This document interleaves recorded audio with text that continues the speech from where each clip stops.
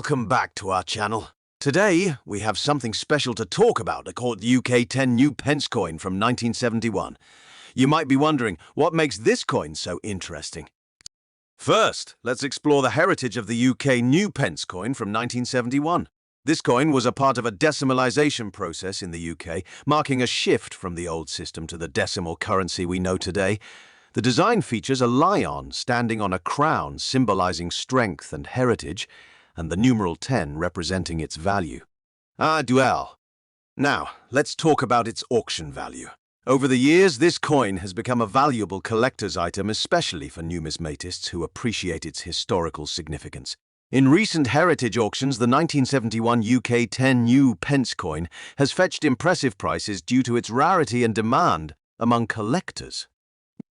In fact, at the latest heritage auction, a well-preserved 1971 UK 10 new pence coin was sold for $400,522.